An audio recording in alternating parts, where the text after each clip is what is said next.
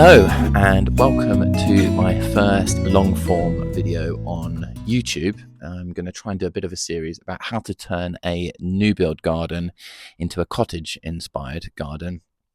As well as that, I'm going to be sharing my journey on how I build my Gardeners World showcase garden. I've got that coming up in 3 or 4 months now, possibly sooner, so a bit scary. And just to give a few tips and some advice on anyone that's thinking about how they can do that and where to get started. So in the garden at the moment, there is a lot to do to get ready for the season. I've been a bit lazy. As I said, I've not been in the garden for a little while now. That's mainly because I've had a lot going on indoors. I've been doing a few DIY tasks and I've had a bit of a bad back, which has meant that coming out in the garden and doing a lot of kind of manual tasks had not been top of the priority. So today we're going to try and get a few things ticked off the list. The pots that have been out all winter, a lot of them need topping up with a bit of compost. I'm going to try and do some mulching. There's a few beds that need a good old weed. Also, I've got a few pots that are left over from last season, which I think I might just get away with planting now. And then we're just going to have a tidy up around the garden and make a bit of a list of things that we need to do for this season. So let's get to it.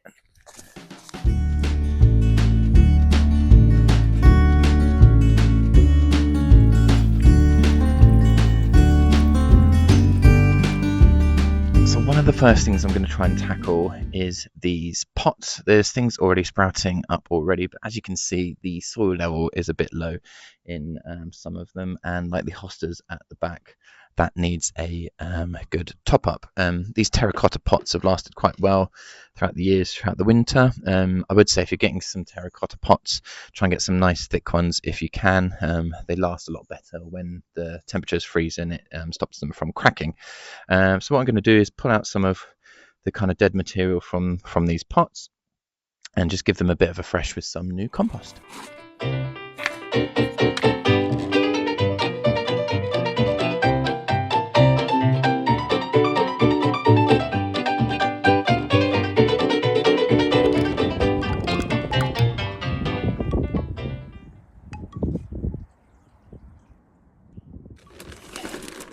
Now this is an Acer and is extra special because my wife and I planted this one when we got married. However, I have neglected it slightly and it didn't like the positioning last year, so it's gone a bit crispy at the ends. But for now, I'm just going to top up the soil, and then come mid-spring, I can give this a bit of a trim. Now I've got this pot here. This one is one of my favourite plants in the garden. It is the first peony, one of the first perennials that I kind of ever planted in the garden. The reason it's in a pot is because it has moved from house to house with me, and especially with the soil that I've got here, it's just really wet. I was a bit worried that the peony wouldn't like it too much. It seems quite happy in this pot, and it also means I can just move it around the garden where I've got a bit of a gap for it. Last year it produced about 8 flowers, so it's okay, but hopefully this year, now it's been in this garden for a couple of years, we're going to get a bit more flowers from it. So again, and with this you can see the tips have already started coming through already. We've still got a bit of last year's growth, which I didn't trim down, but what we're going to do again is just give this another kind of like inch or so of soil, just to add some nutrients back into here, and protect it a bit just in case we get any last minute frosts.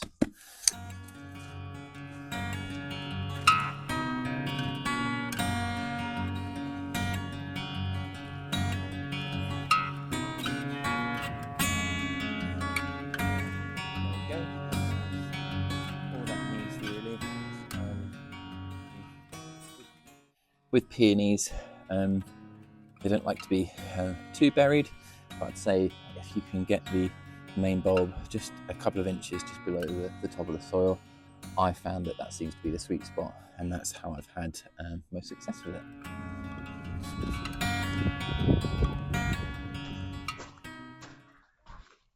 So this area is a bit of a problem in my garden. So with, like most people with a new build, I've got really thick, heavy clay soil. Most of the garden is now fine. It's on a little bit of a slope, but that means that all the water is kind of running off into this corner of the garden. When I first moved in, one of the first jobs I did was dig a bit of a soakaway down here. It's probably about 1.5 meters down in the ground. I could do a separate video on that if you would like me to.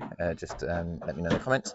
And it works okay, but as you can see, this area is still really boggy, which means it's really limiting to what I can put here. So one of the questions I get asked the most is what plants or trees or shrubs survive really, really well in that kind of environment? Well, this is a Salix willow.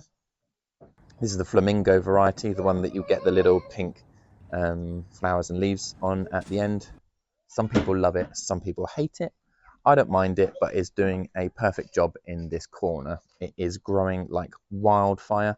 This one I planted just over a year ago, and it's probably a third of the size. So it really doesn't mind its roots being boggy. That's why you normally see willows, or you can see them thriving around ponds and lakes and that kind of thing, because it doesn't mind the environment. And as this one kind of matures and gets bigger, hopefully that root system is going to help absorb some of the extra moisture in the soil as well. And as well as doing that, it's going to help create channels and break up some of the heavy clay underneath also. So if you're looking for a plant in a new build that's going to be grow quite well and adapt to the kind of wet clay boggy conditions, then go for one of these, Salix willow.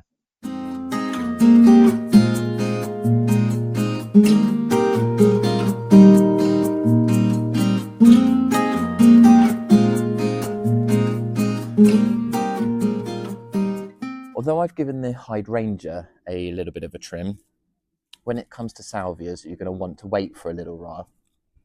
So this one has got a lot of new growth on it, so it's really tempting to want to cut this back and tidy it up.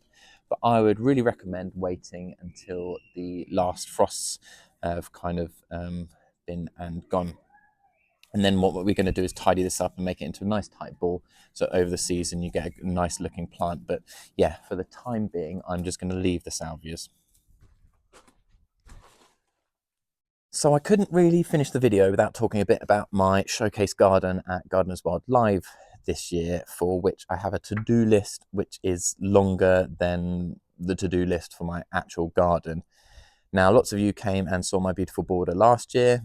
I was really blown away by the fact that I was given a platinum medal for my efforts, especially because I had a bit of imposter syndrome being there, thinking that everybody knew a bit more about gardening than I did.